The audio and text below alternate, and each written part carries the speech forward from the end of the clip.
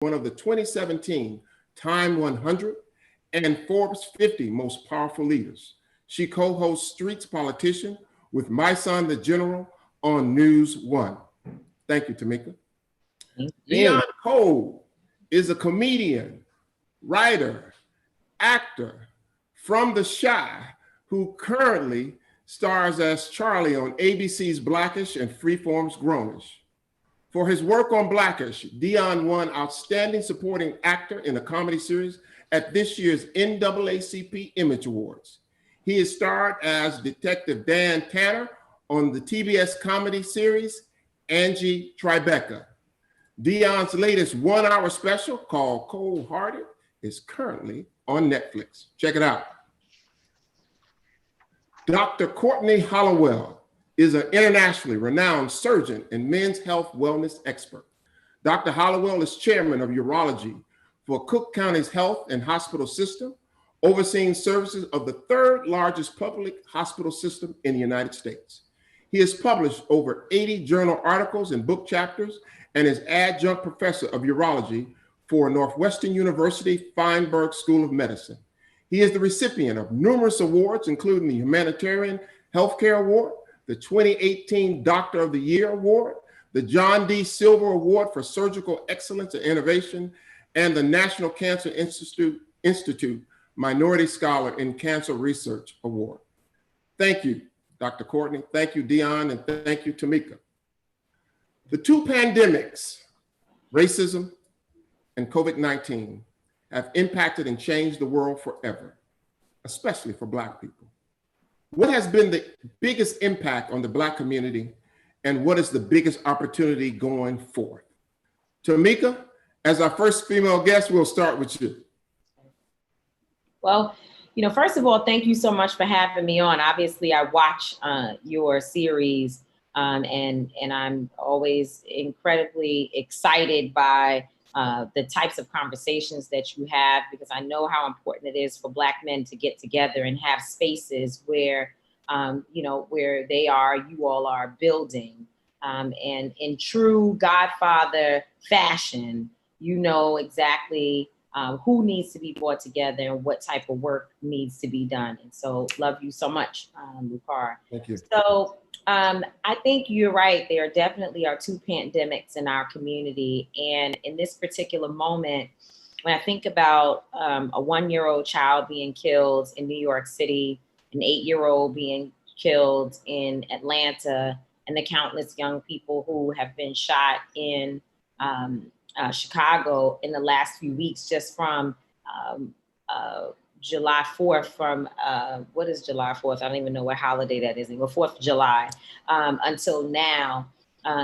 People are saying, what are we going to do about violence in our community? What do we do to address these issues? And I'm the type of person, and organizing strategy that I use is always to deal with truth and to go to the root. And we know that people don't just wake up in the morning and say, I'm going to kill a 1-year-old. That happens because when you're looking at a country where 40 million people are unemployed, you're going to see violence that, in my opinion, may get even worse. I am not 100%. I believe that this particular moment that we're living in, where COVID-19 has hit our communities particularly so very hard, knowing that so many of our people were either underemployed or working too hard for the piece of jobs that they have in the first place. And now all of a sudden they become essential workers, which means nothing more than you are still responsible for going out there, serving the community and serving other folks who have the privilege to stay home in a time like this, that stretches us, that it puts a heavy burden on us, and we're not even being paid and acknowledged in the ways in which we should be. And that has been the story of Black and brown folks for far too long. But understanding that this pandemic has exposed not only the essential worker piece, but it's also exposed the health conditions, the poverty, the education failures, and all the other epidemics that our communities have been facing for far too long. It is only it only makes sense in this moment that you're going to begin to see more mental illness happening across this country, more of things that don't make a bit of sense. Because killing kids, as we know, or shooting in the direction where kids and women are, does not make sense. And so I think we're in a critical time. And when you ask what's the opportunity, I also see how people who've never been involved in our movements against racism, against police brutality, are now involved, because I think they're having an opportunity to sit still and witness for themselves the injustice that many of us have been talking about for far too long. And so we're having this moment where there's a crisis personally, where people are hurting personally, but also there is a collective consciousness that is happening not just to Black folks, but to the larger community. Thank you. Dr. Courtney, COVID-19, it has been rampant in the Black community. Tell us why and how do we get out of this situation? So first, I want to pick up what Tamika was saying, in that we have really an issue here of underlying conditions. And it really is the collision of structural racism and a pandemic that's occurring at the same time. These are both, the results of these both affect underlying conditions. We've been living with structural racism and the systematic racism for a long time, but COVID-19 is something very similar if you really think about it. By now, we already know the reports that African Americans, Latinos, and even Native Americans are at risk for not only contracting, but dying of COVID-19. But why? Bear in mind that racial and ethnic minorities, like African Americans, like Latinos, like Native Americans, have disproportionately high numbers of diabetes, high blood pressure, high cholesterol, obesity. In fact, if you think about African Americans, for example, we're twice as likely to have diabetes than our white counterparts. Also, African Americans have about 46% of us have high blood pressure. And 4 out of every 5 Black women are overweight or obese. We have a real issue with chronic disease in our community. And many of these conditions, they really track along social, economic, environmental, and structural disparities. For example, you can think about food insecurity with that. You can think about issues about access to healthcare with that as well. And the high prevalence of chronic disease in our community alone is a disaster. Now, here comes along coronavirus as well. And now we have a crisis on top of a crisis. And this is the part that really gets scary and the data gets grim. African Americans, Latinos, Native Americans are at least twice as likely to die of COVID-19. And in some areas in the country, we're 3 and 4 times more likely to die of it. So these underlying conditions have impacted us in a way that no one could have even thought of. It's actually, it's a storm that no one thinks is perfect. And ultimately, we're going to have to figure out a way in which we can communicate to our population to make sure we understand how dangerous this is to us. And so, that's what our goal is right now, is making sure we can articulate to the community how dangerous not only structural racism, but also the underlying condition of chronic diseases on top of COVID-19 is. Thank you. Dion, in any sort of change over the last 50 years, the entertainment industry has played a major role. You think about civil rights, you think about the Vietnam War, celebrities in the entertainment and media industry has played a major role. What is our role today in dealing with these two pandemics? And I say our role because you're in front of the camera and I'm behind the camera. So what is our role today as people in the entertainment and media business? What should we be doing? What is our part? I think as far as with this pandemic, with the pandemic concerning the pandemic, our job is to constantly bring truth to our people. Black people aren't one to just believe just out the gate anything anybody tells us, but we take what we say to each other like more important than other people, and I think our job is to constantly keep that going in a sense, like keeping our truth to us, spreading it to everybody else, but like people trying to have their kids go to school is as long as the government and the media is constantly saying that, it's for us to stay in. It's for us to stay in contact with each other where we go. You know what? Forget what they talking about. Do not send your kids to school. Like it's that layman's term conversation that we have to constantly keep having with each other. Right now, we need to be more in tune with each other more than ever as far as trying to talk to each other about what's going on, because we really don't have no guidance right now. Even in our community, there's no guidance or whatever. We don't even know what to be called. You know, like we ain't come together on, are we Black Americans? Are we Black? Are we like, we need to just come together and we need to have a talk amongst ourselves about what we want as a people. And then we could tell other people how they need to treat us or what they need to give us. And I think that's a problem too, that right now we need to ask what we want. It's tripped out how Nick Cannon and my man Deshaun, who play for the Eagles, they can say something, you know, bad towards Jewish people, whatever. And then they go to Jerusalem, or they go talk to a rabbi. And then they school them on Jewish people and their background. When people say stuff about Black people, we don't send them to no Black institution and nothing like that, like in order to teach them about us and what we want.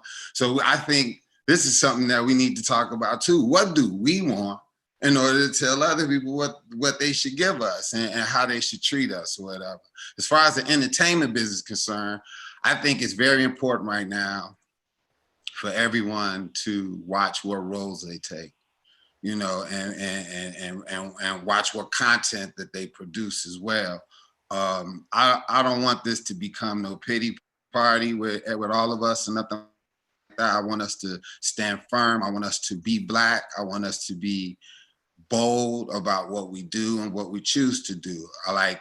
I don't think it's no more room for us to laugh at what's not funny and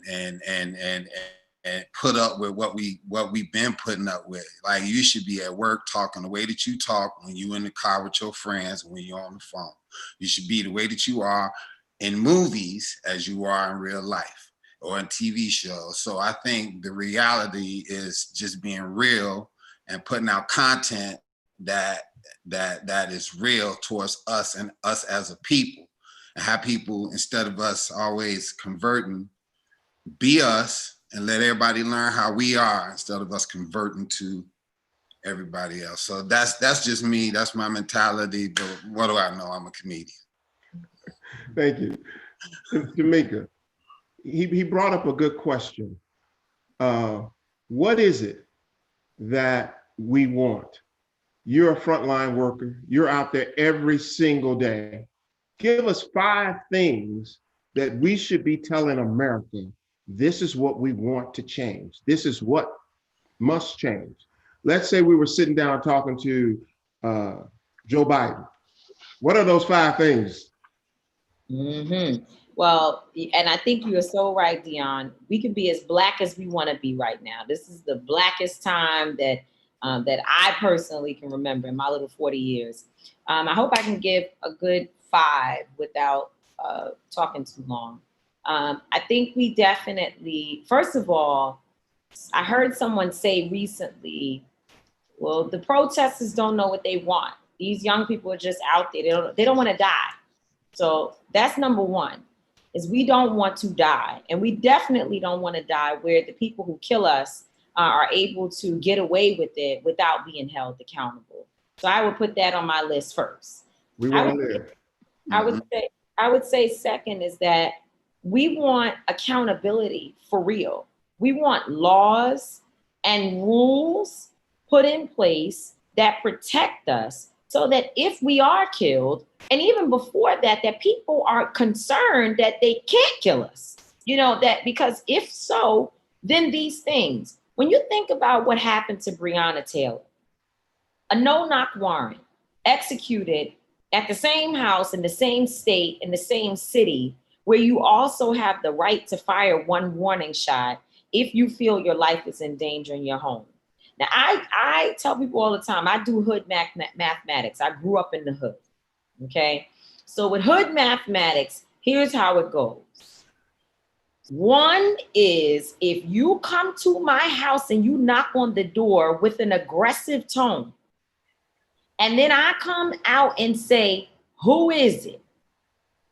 And number two, you don't say who you are. 3 equals war is on the other side of that door. Are we all in agreement with that, right? Yes. Who is it? And you don't say anything. I don't know who you are. I'm going to get the bat, the knife, whatever I got to get.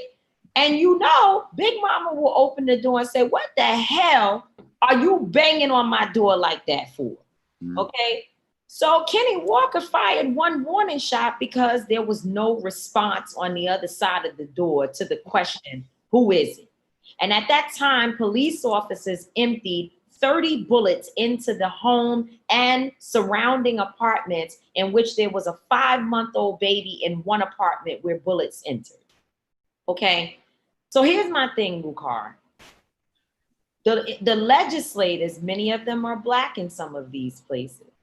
What do you do every day? If you're not taking the time to scrub the rules and the laws and look at how they contradict one another, how can we have a law where you are allowed to fire one warning shot, but then also have a no-knock warrant on the books at the same time where you know they're executing it in our communities? They're not going to Beverly Hills and these other nice places, Park Avenue, bursting in people's houses, okay? So that's another thing. The other piece is, the specific thing is banning and cleansing the legislative process to where these things are reconciled. We want legislators to actually do some work every day when they go in. Police departments do not need military equipment to come to our streets and deal with protesters and to go jumping out, as they call it, to go into communities. They do not need that. We need to defund police officers. Now, I'm an abolitionist, so I want to get to the point where there are no police at all, but I understand we're not talking about that right now. When we say defund police, folks get afraid of that language. But what we're saying is create balance. There is no need for the counterterrorism department of the police department to also be showing up on a Minneapolis street, firing tear gas and rubber bullets at protesters that are pissed off because your officer was kneeling in George Floyd's neck. Take some of that money and put it into mental health services, education, because guess what? They have been, we don't like the word defund. It makes us feel nervous. Well, they've been defunding education and housing forever. So maybe they didn't call it defunding, but what do you think it is when every time a budget comes up, they take money from our important social services and other important areas of our community, but they do not take money from police. In fact, they increase the budget for law enforcement. And yet we know that police officers they almost never solve crimes. They show up after the situation has happened. And until Pookie kills somebody else, he's walking around free in our communities. So the defunding police is also important. And I don't know if I'm up to 5 or not, but I will say this. I think it is also important for us. Well, let me say, I think I'm at 4. My 4th thing would be fund your grassroots organizations. When you think about the work that Until Freedom did here with 87 people arrested this week, I personally cannot go get a corporate job. They will never, ever hire me, even though I know you would advocate for me, Lou. But I might hire you, Betty. Well, maybe, but they're not going to hire me. So you can't ask Black media and Black organizers, and we like to say, well, how come so-and-so used to be so pro-Black and now looks like they selling out? They got to pay their rent. That's why. And so if we want our institutions to be free to speak and tell the truth, we have to put our resources into those institutions. And then the last thing I would say, and this is my number 5, because this program right here, the elite listen to Luke Hart, and we know that, the Black elite. So you got the streets and the elite. It's important that we don't go out there and say, well, why they go to Daniel Cameron's house and get on his lawn to protest, because that ain't right. You know, we shouldn't be going to people's houses. People shouldn't be running and bum rushing into a Black woman's home and shooting her down 8 times. That's what shouldn't happen. So if you're too scared to stand with us, just shut up. Just don't say anything. But don't get caught out here challenging people who are courageous enough to stand up and do what you won't do to fight for all of our lives. Because what we realize is that Breonna Taylor yesterday, Tamika Mallory, and the rest of us tomorrow. Thank you. Thank you. Dr. Courtney, you and I have had many conversations about the underfunding of the healthcare system. I think now America knows that our healthcare system is underfunded. Mm. What are the things we should be asking for and demanding from politicians as we look forward? How do we need to fix our healthcare system? You know, I think when this all occurred, particularly with this healthcare crisis that we're having right now, it just made the crisis worse. But we've known for a long time that there's a healthcare crisis going on. One doesn't have to go very far. We can go into any inner city, urban, minority community and know that not only are there no grocery stores, but there are no healthcare facilities as well. And even when there is healthcare facilities in those environments, they usually weren't built for you and I. And I think we've learned that all throughout the country in different healthcare systems. It's important that we understand the fact that less than 5% of the nation's doctors are Black.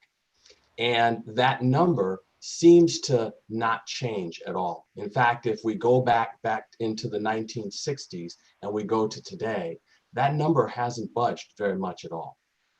That's telling you that we aren't going into the sciences or being able to get into the sciences. And so we've got to do a better job of making sure that we have, look, in sports, we've got that bench. And we're looking back into, into high school and to grade school to make sure we continue to fill that bench. In science, particularly in science, engineering, technology, in medicine, you and I have talked about this, we stray away from that area. That's part of the reason is because our schools, particularly in our environments, are failing us when it comes to technology and when it has to do with health, has to do with science. And so we've got to do a better job of demanding. Now look, if you take a public school system and you put it in the suburbs somewhere, or you put it in a well-to-do environment, they're going to demand that their science department, their mathematics, all of this is top-notch. Unfortunately, that's not occurring. You and I both know I go all over the Chicagoland area to public school systems, particularly the systems that are mostly brown and Black, and speak on the importance of science and trying to get people fascinated with science and healthcare like I was when I was a child. You couldn't take a chemistry set from my hands when I was a child. It was something that was really important to me. But how do we spark that same interest in children in our community today? You know, you can't go so far as to walk outside of your house in a well-off community and look across the street and say, he's a businessman, and next door is an attorney, and down the street is a doctor or the mayor. And you and I both know that kids, one of the first things they tell me when I go into these school systems, I've had many times, believe it or not, individuals say to me, "Who are you?" And I say, "I'm Dr. Hollowell." And they say, "No, you're not. No, you're not." And they tell me something. They say, "Black people can't be doctors." And I remember at one point, a student who told me, leaving one of the talks I had, fifth grader, he stopped me and said, "You know, Dr. Hollowell, you can't be something you've never seen." And, you know, to be honest, that shook me to my core. It actually, it's almost like what's going on with Tamika. I think that every time you go out, you get that energy to do it again. That was the energy that made me say, I have to double down on this. This is something that is incredibly important. The world, the community has to see a Lewis Carr, right? They have to see Lewis Carr. The world, the community needs to see Tamika Mallet, right? And these are important things because if we don't see Dion, then we don't know that that's something we can do. And so we've got to go out of our way to make sure we improve that bench. But we got to do one better because we have a very interesting ability to bring more doctors into the system because we have historically Black colleges and universities, right? We've got medical schools that we can potentially matriculate kids through. And these universities and these medical schools are so important because they're the ones that train and educate the most Black doctors of any other university and college. So we've got to make sure as a group, we support these universities and colleges so that they can continue to do that. And the next question we might ask ourselves is, why? I got doctors around me. I can go to anybody. And the truth is that the data seems to pan out every time in saying that when an African American is seen by an African American or minority physician, that they're more likely to feel, one, that that doctor cares about them, but number two, that outcome measures seem to be better. Now that actually is true even when it doesn't have to do with ethnicity. For example, even in women. When women go to the doctor, they're much more likely, if they go to a woman doctor, to potentially have them do a workup for heart disease, for example, when they complain of chest pain. And so we've got to do a better job of making sure we have the appropriate resources to take care of us. Right. Dion, you guys do a great job on Blackers of educating white people about Black issues. You do a great job, and you do it in a very humorous way. But in real life, Black people are saying it's not their job to educate white people. How do you feel about that? Should we be doing that in our normal everyday lives, or should we just leave that up to you and Anthony? Nah, I mean, I think it's very important that we educate others, you know, on us as Black people. I mean, how are you supposed to know how to treat us or how to act around us or how to, you know, even hang with us? Like you have to be brushed up on how to be around Black people sometimes, you know what I mean? So therefore, no, we take that role and we You wouldn't believe how many white women come up to me and be like, "Oh my God, I've learned so much about Black people from watching Blackish."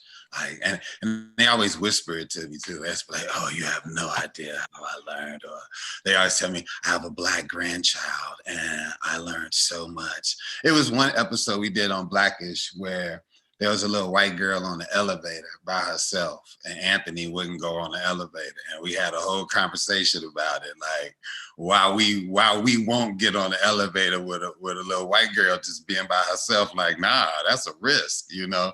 And so many white people came up to me and it's just like, wow, that's crazy. That we never knew that you guys probably thought like that. And the main thing that I had a lot of people come up to me about is Juneteenth.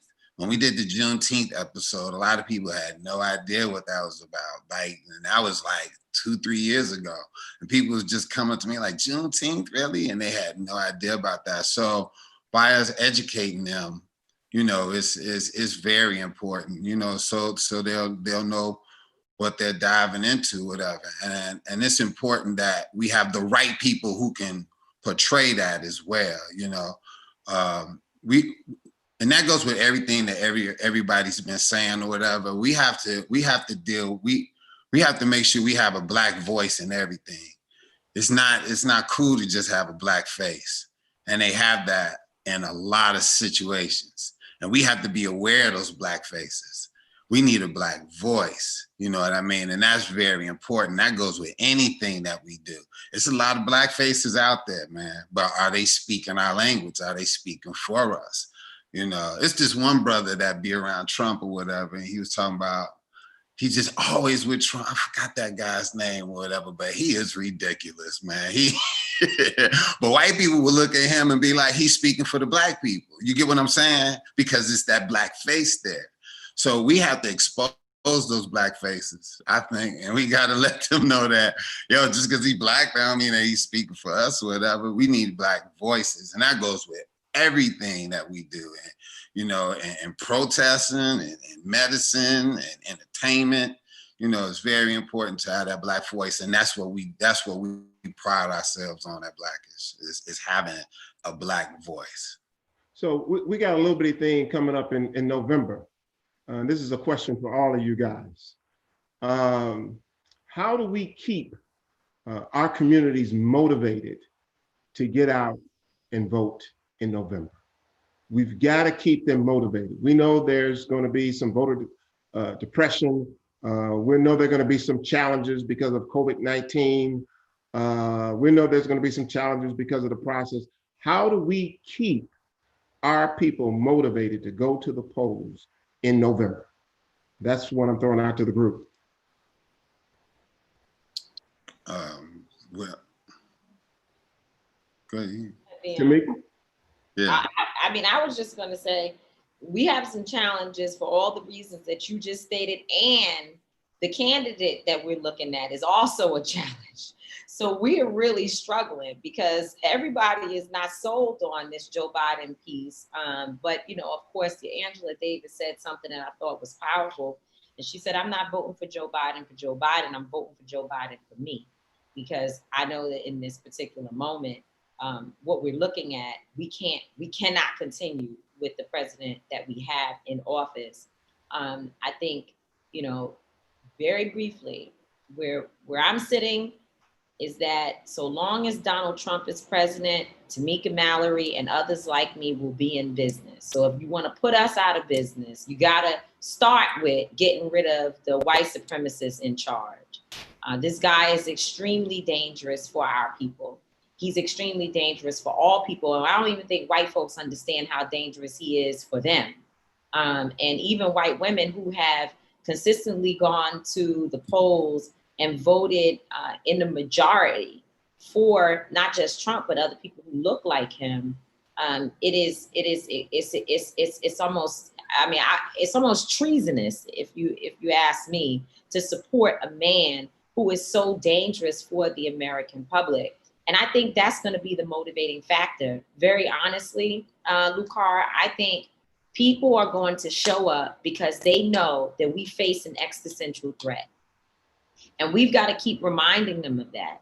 We've got to keep making sure that we're exposing the things that are being said. When you have a president that is out there talking about being a nationalist and also using dog whistles on a regular, racist dog whistles on a regular basis. And now we know that in August, but we just did, and you talked about Dion, the Juneteenth piece, we know he was in Tulsa, Oklahoma, which is where the Tulsa bombings took place, where America was responsible for destroying Black wealth.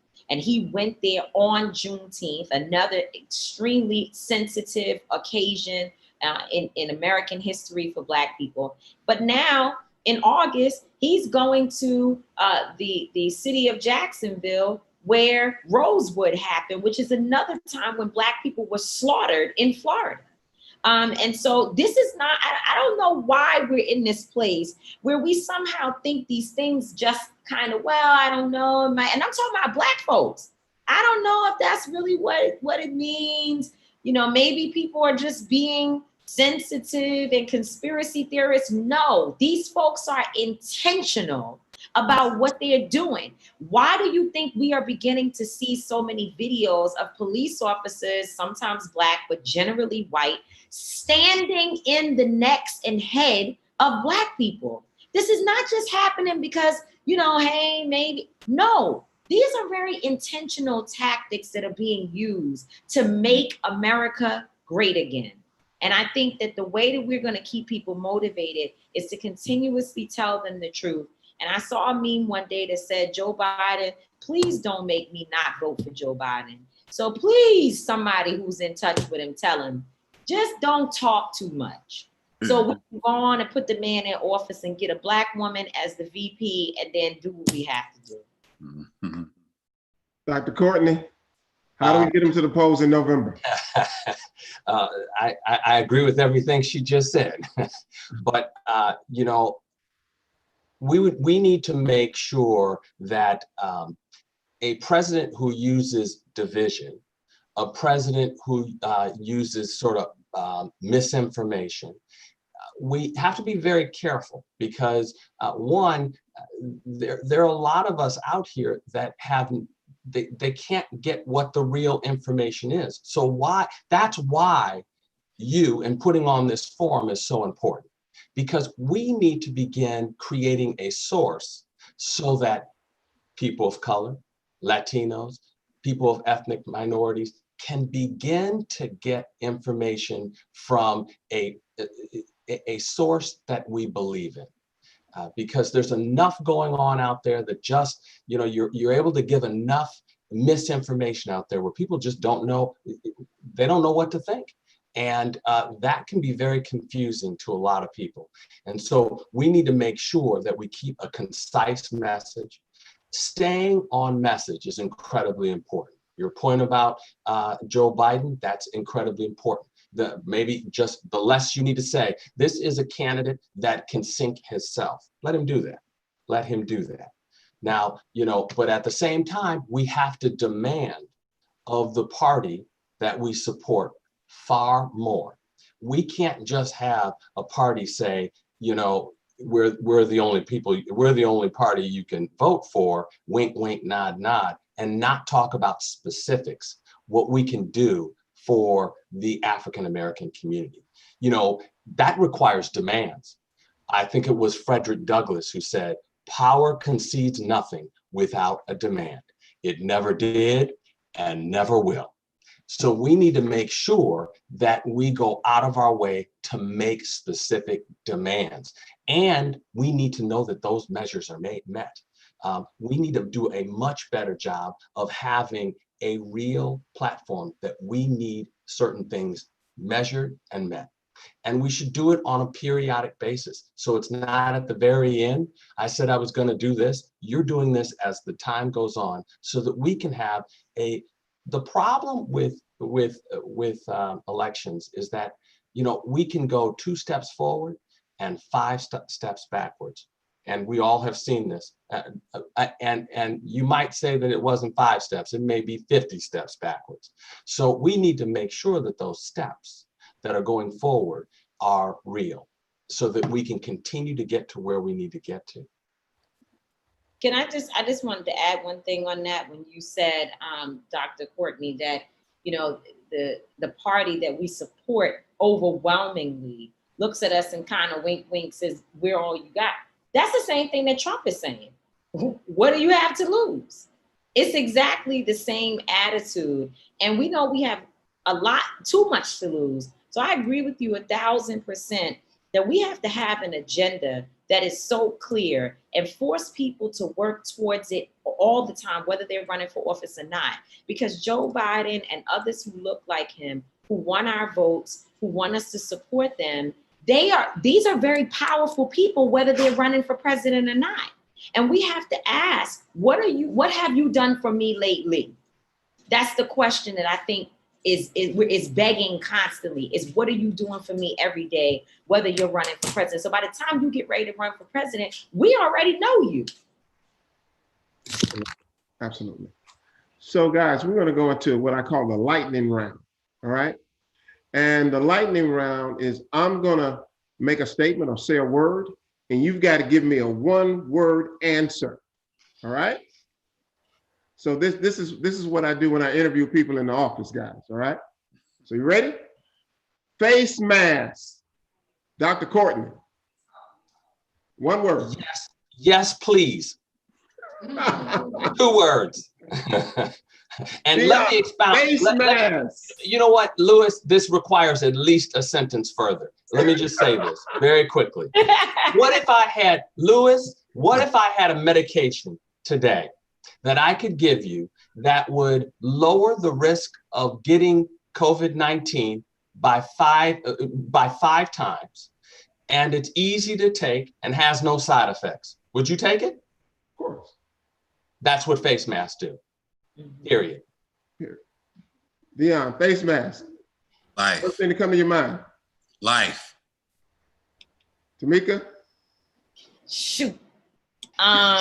Period. I like period. Dr. Courtney's word. Period. Period. Presidential election. One word. Who? Is life threatening 2 words or 1? I'll let you have 2. Life threatening. Vote. Dion? Why ain't this cutting to me? For the last 3 talks I had, the screen hasn't cut to me, but I'm just a comedian. I don't know what I'm talking about. Dire, the word dire. Next one, Breonna Taylor. You want my real word? Yeah. Shit. Dr. Courtney. A real loss. Dion. Still. Okay. The next one. Where do we go from here on 2 pandemics? One word. Stronger. Dion.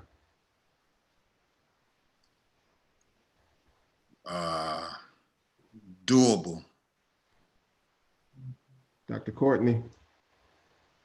I would say better.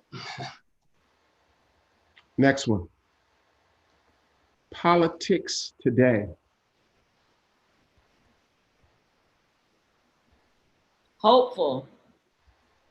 Dion.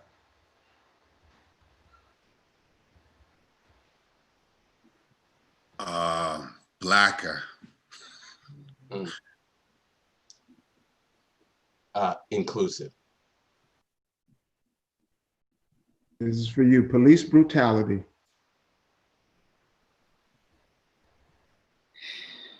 Exhausting. Dr. Courtney. Light. Shining light on. Dion. Blacker. HBCUs. Pivotal. Dion. Important. Tamika. Money, money, money, money. The final one, reparations. Deep. Dr. Courtney. Consider. Dion. Now. We've got a little time left, guys. I'm going to give each of you time to make a final statement on what you want people who are listening to this digital webinar. What do you want them to take away with tonight? Let's start with you, Tamika. What do you want our guests to take away with tonight? Super short, because I want Dion to do a little stand up for us. You have to say, just keep in mind that it's a righteous cause. You know, we get beat down. I watch people come out of the jail this last 2 days, and I saw people with tears in their eyes. Their hearts were broken, you know, especially first time civil disobedience sirs who first time they had ever been arrested. They probably heard from other people the same thing that I know, 4 hours, 6 hours, maybe 8 hours, but they were in there for 18, 19 hours in a cell that was cold with no food and no water. They gave us some crappy sandwich at 11:30 at night, and people didn't eat again. And it was 2 o'clock in the afternoon when they were let out. And they look broken, some of them, you know, but they're committed, because many of them have called and said, I'm willing to do it again. But the mere fact that they have to put their literal freedom and lives on the line is exhausting, and it is painful. And I would just say to all those who are out there in the fight, young people particularly, who are often criticized, that are super tired, that your cause is righteous. You're fighting for me, you're fighting for my son. And as long as you all step out there, some of us are going to be right by your side. Dr. Courtney. Well, I'd say, you know, when we're looking at this pandemic and the convergence of these two pandemics on one another, we also need to spend a moment thinking about ourselves and thinking about our health as well. And you know, if you think about the span of the last 3.5 months during the stay-at-home orders, and now, you know, cities opening up, many Americans are not only seeing that this time has gone by, but they've also seen their waistline increase as well. And you know, this is an important point that I need to make here, is that, you know, added pounds can really have long-term significance in your health as well. And so during this time, we need to make sure that we're spending time exercising, eating appropriately, because stress is one of the main factors that, you know, that can affect you and your health. The other is that when people are shut in, whether they be elderly, whether they be individuals who are social distancing, loneliness is on the rise as well. Now, that's a very odd kind of concept, given the fact that we are more connected today in ways that we have never been, right? The internet, social media, yet more of us feel disconnected and alone than ever before. Half of Americans report loneliness. And, you know, you might think about that and say, well, you know, the usual suspects of problems with your health have to do with diabetes, high blood pressure, these kind of things. But the truth is that loneliness is probably as deadly as smoking.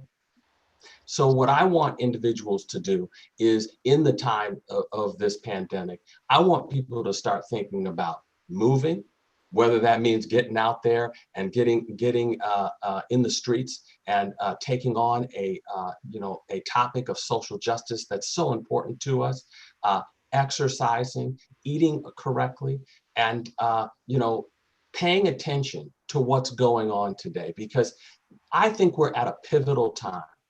And it's possible we could go all different kind of directions. So we need to make sure we go in the appropriate direction. Thank you. Dion? Yeah. Yeah, let's keep it on loose still. I'm just playing. So we need to work on, like I said in the get-go, what we want.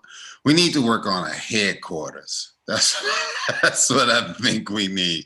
We need a Black headquarters where we can go to and we can discuss things that's on our minds and what we're gonna do. That same versus energy we have when a new verses come online and everybody go check out who's battling who, that same energy, we need that same energy when it comes to things that deal with us. We need to have a headquarters. We need to have a sound place where we can all go to, whether it be an app, whether it be a building, or whether it be somebody somewhere that we have like a headquarters that we can all go to about everything. So I think we should work on that, and then we can be more in tune with what we want, so we can tell other people what we want, and I think it's very important that we do that. So you know, we have conversations about policing our own people. You know, there's good Black people in these communities. Quit hiring these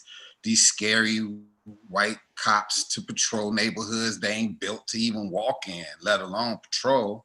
Get the people that live there, and you can't front on your own people. If you grew up with a dude and he get arrested for battery, you'll know this dude. You'll be like, Maurice, what the hell is you doing, motherfucker?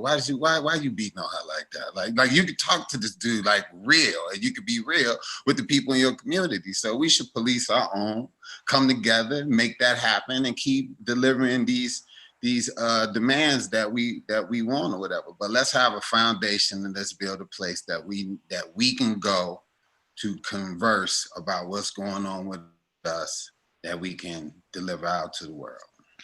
So to all the people who are watching tonight, I want to say, in the words of Charles Dickens, so you can tell I went to white schools, these are the worst of times and these are the best of times.